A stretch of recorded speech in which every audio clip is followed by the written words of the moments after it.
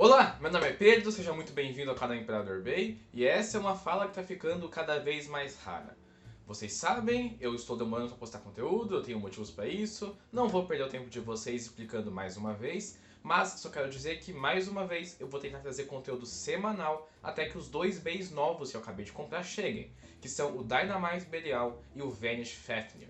Devem levar umas 2 ou 3 semanas para chegar, então por favor tenham paciência, tamo junto, coração e bora pro vídeo. Hoje eu venho falar de 5 mecânicas que revolucionaram Beyblade. Por que eu tô falando disso? Porque o quanto mais eu penso no novo sistema de Dynamite Battle, o qual eu não tive muito contato na parte pré-lançamento, eu apenas fui conhecer mais a fundo os bays, mecânicas e peças depois que eles foram lançados, eu percebi que muitas das mecânicas que estão sendo lançadas hoje são basicamente variações ou adaptações de mecânicas antigas.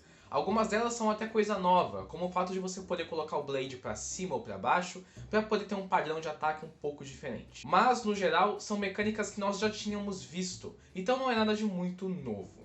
Porém, com o lançamento do Vanish Fafnir ainda esse mês, nós teremos sim uma mecânica que é bem nova para Beyblade, eu acho que nunca chegou a acontecer antes, que é o que eu gosto de chamar de efeito Dragold. Pessoal que conhece Bidaman Crossfire sabe do que eu estou falando. Em resumo, nós temos o Dynamite Belial, que é o Bay principal desse sistema. E nós teremos 4 lançamentos e cada um deles contará com uma gear diferente. Serão 4 outros Bays que terão peças que você pode usar para melhorar o seu Belial. A primeira gear lançada será com o Vanish Fafnir, será a F-Gear, que vai ser usada para melhorar a Blade do seu Belial, assim aumentando o ataque dele. Eu ainda não tenho certeza, não sei se já foi confirmado se vai ser com borracha ou só plástico, mas já é uma coisa bem interessante para a gente dar uma olhada. Então, pensando nisso, vamos fazer aqui 5 outras mecânicas que fizeram muita diferença, ou que foram muito novas, muito criativas, ou que acabaram trazendo muitas mecânicas importantes depois em Beyblade, lá desde o começo, então bora lá. Começando com as Engine Gears. Engine Gears foram as primeiras mecânicas que realmente fizeram muita diferença em Beyblade. Antes, é claro, nós tínhamos mecânicas que mudavam o padrão de movimento, que traziam alguma habilidade, alguma coisa especial, mas as Engine Gears e os seus motores dentro dos bays foram a primeira coisa que realmente mudou como o jogo funcionava e como o jogo era visto por todas as pessoas. Infelizmente elas não foram muito pra frente, não deram muito certo, mas, como podemos ver, elas influenciaram bastante outros produtos de Beyblade que foram lançados depois, como por exemplo os bays de controle remoto, e mais pra frente, na linha principal, os drivers Ignition Dash e Hybrid. Então, mesmo que as Engine Gears não tenham sido coisas que realmente foram tão marcantes ou que deram tão certo na época, elas ainda influenciaram o suficiente Beyblade para que nas gerações seguintes, outras mecânicas e outras peças baseadas nelas fossem feitas. A segunda mecânica que eu quero falar aqui, na verdade, é a gimmick principal de um sistema, que é a gimmick do sistema Zero G. Também é conhecida como Synchron. Para quem não conhece os Bays Zero G, eles são formados por 2 camadas no seu layer, vamos colocar assim. A Chrome Wheel, que é uma roda de metal que tem os principais pontos de impacto, e a Warrior Wheel, Spirit Wheel, Element Wheel, whatever, que é uma parte de plástico que você encaixa por baixo para definir pontos de impacto secundários e um pouquinho do LED do Bay, mesmo que aquilo não fosse um conceito muito importante na época. Mas você tinha a capacidade de pegar 2 Chrome Wheels, ou seja, 2 rodas de metal de bays diferentes, e misturá-las, fazendo uma única peça que constituía 2 Chrome Wheels, que é conhecido como Synchron. Os Synchrons eram bays muito mais pesados, muito mais fortes, mas que especialmente traziam a ideia de primeiramente você poder virar o seu bay e definir qual vai ser o ponto principal, qual vai ser o ponto secundário de ataque, o que você quer para cima, a distribuição de peso. E essa foi uma mecânica que acabou sendo reutilizada em Beyblade Burst, especialmente no Master Diabolus e no World Spriggan. Portanto, bem, mesmo que os Synchrons também tenham sido uma falha comercial, assim como os HMS antes deles um pouquinho dos Engine Gears, nós ainda tivemos mecânicas derivadas que vieram depois e que fizeram muito sucesso. Master Diabolus e World Spriggan são 2 dos bays mais populares e mais vendidos de Burst. Então, não surpreende que uma mecânica tão legal acabe tendo dado tão certo num sistema diferente. A terceira mecânica que eu quero falar aqui é uma coisa meio clichê, meio óbvia, e que na verdade não é bem uma mecânica, é tipo a gimmick principal de uma geração inteira. Já adivinhou o que é? Vai, vou te dar 3 segundinhos. Pensa aí. A gimmick principal de uma geração inteira que mudou a forma como todas as pessoas veem Beyblade. O que eu tô fazendo? É lógico que eu tô falando do sistema Burst. O sistema Burst foi a primeira vez onde, pelo menos intencionalmente, você podia desmontar ou quebrar, eclodir, explodir o Bey do seu oponente em batalha. Isso mudou completamente a dinâmica de como o Beyblade funcionava e de como as batalhas aconteciam.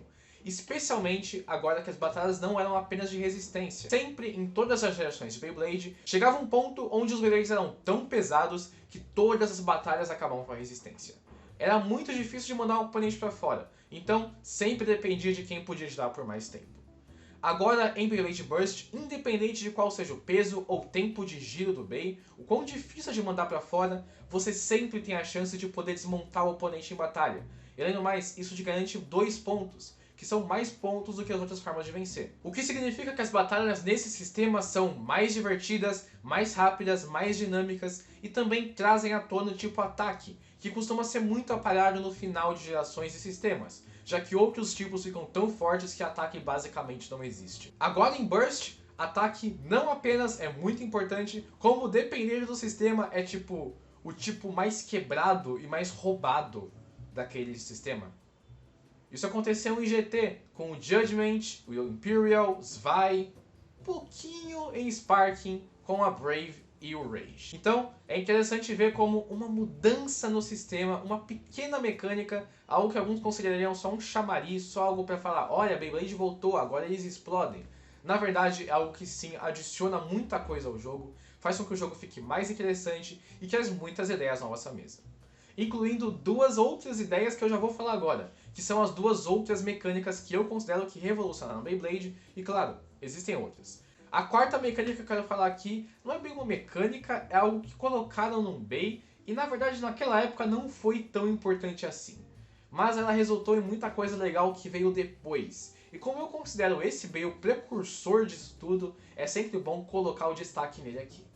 Estou falando do Xena Excalibur ou X2 e o Disc Magnum.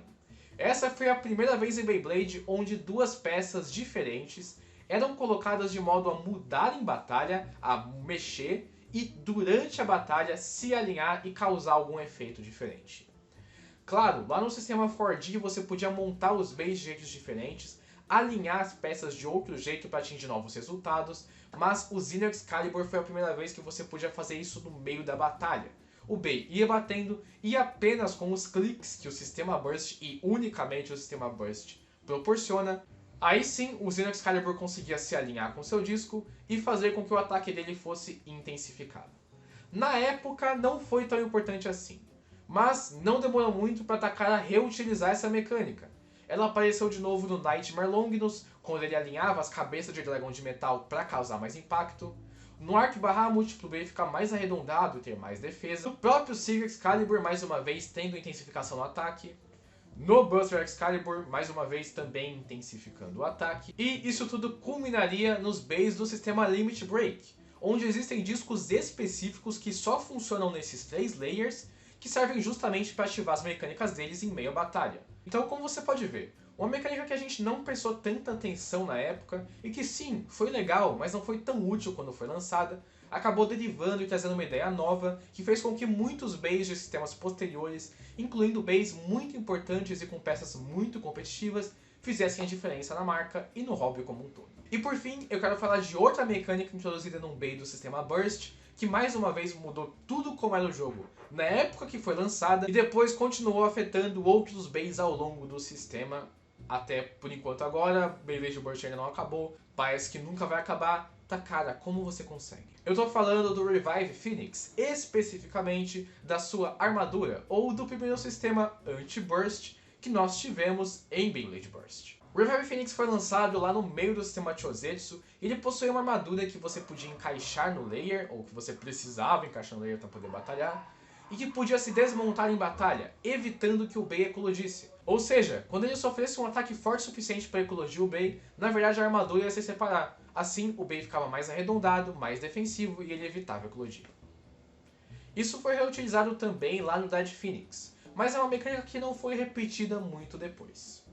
Porém, tudo indica que a Takara Tomy, vendo como esse Bey não atrapalhou exatamente o jogo, não quebrou muito bem o meta, se sentiu mais confortável em introduzir outras mecânicas que também evitavam burst. Como é o caso do Chozetsu Kakusei System, do Chozetsu Valkyrie, Chozetsu Spriggan e Chozetsu Achilles. Mais uma vez, os stoppers de Judgment e Lord, o peso Gen lá no sistema GT, o próprio sistema de chassis duplos, que torna um pouquinho mais difícil de eclodir os bays, e muitas outras mecânicas que são focadas em evitar que o bay ecloda.